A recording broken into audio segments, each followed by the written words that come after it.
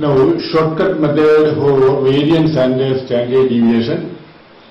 So, the method is the step deviation method. And now, we discuss this method for the grouped data applicable for both the discrete and continuous case. The case of ungrouped data follows from this grouped data, because in the grouped data, if we take these F1, F2, F3, etc. all equal to one unity, we get the case of ungrouped data. In that case, this X1, X2, X3, etc.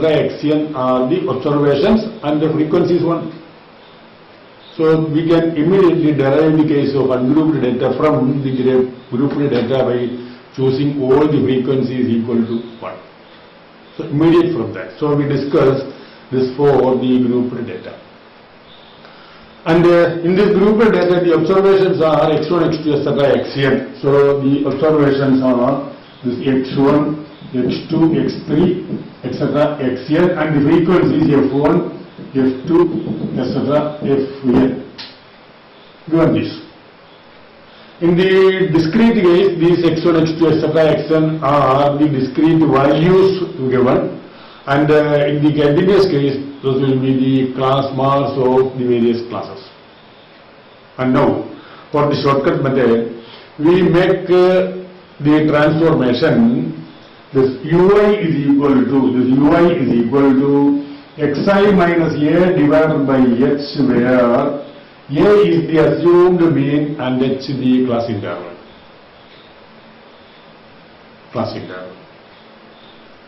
And then if this ui is equal to xi minus a divided by h, then we can see that u bar is equal to x bar minus a divided by h. U bar will be this. And now what here we do is, we find the variance and standard deviation of this u values, ui values. Making this transformation, we will get this u1, u2, etc. un. u1 is x1 minus a by h, u2 is x2 minus a by h, so on. So we get the ui values. Another set of variables. Then we can find, as usual, by using the formula, we can find the variance of these ui values. And for convenience, let us denote the variance of this by sigma u and that of x values by sigma x, sigma u square and sigma x square. The variances of the ui values and xi values by sigma u square and sigma x square. And then, by definition, we see that this sigma u squared is equal to 1 by n equal to sigma fi. For convenience, we denote the sigma fi by n. So this n is equal to sigma fi. So 1 by n sigma fi into ui minus u bar whole square. This sigma fi into ui minus u bar whole square by sigma fi for, so yes.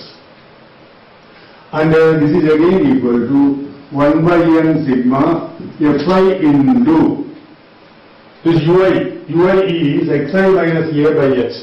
So this xi minus a by h minus x bar minus a by h whole square. And this is again equal to 1 by n sigma fi into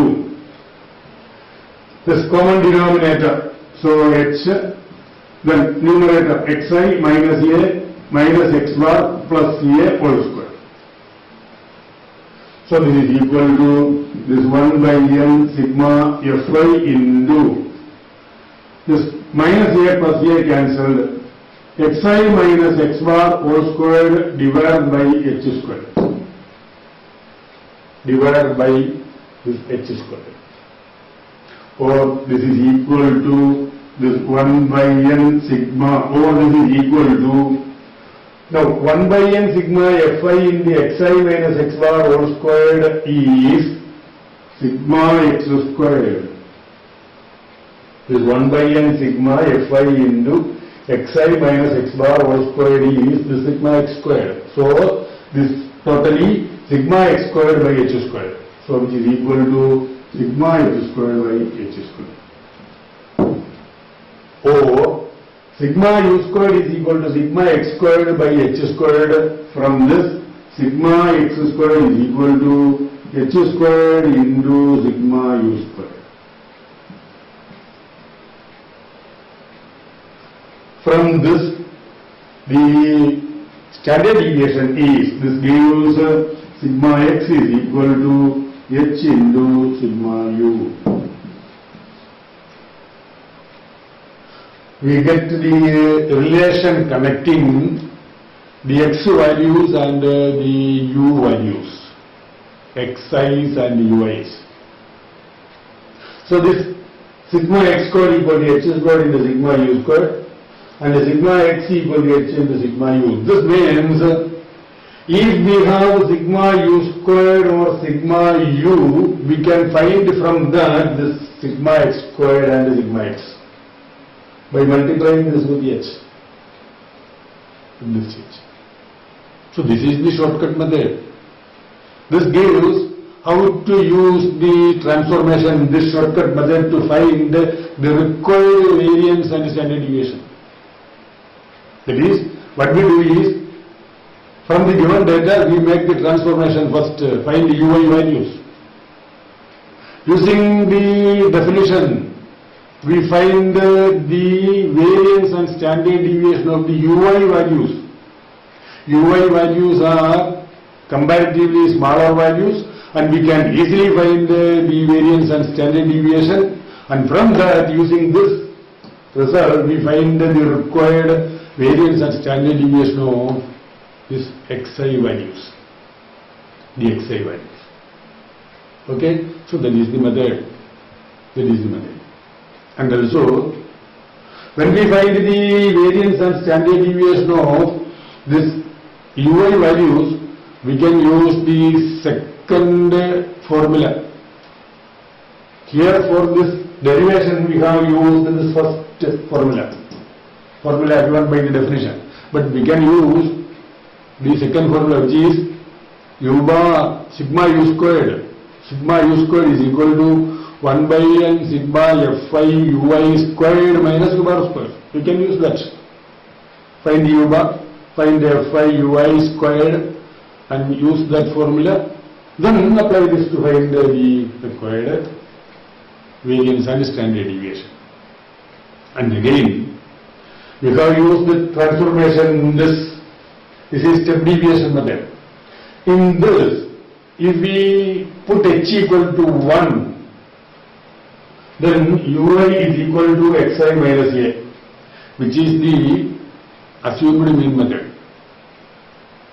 So we have seen two shortcut methods, which is assumed mean method and the step deviation method. In the step deviation method, when h becomes 1, then that becomes, transformation becomes this transformation for the assumed mean method. And therefore, in this, if we make the transformation ui is equal to xi minus a, that is, if we apply the method, shortcut method, the assumed mean method, then we see that sigma x squared equal to 1 square into sigma u squared, that is, sigma x squared is sigma u squared. Correspondingly, sigma x equal to sigma u. That is, the transformation ui equal to xi minus a will not change the variance and standard deviation. Same, both same. Sigma u is equal to sigma x. Okay? So remember all these which we can use in solving problems. This shortcut method will be very helpful. Okay? That's all.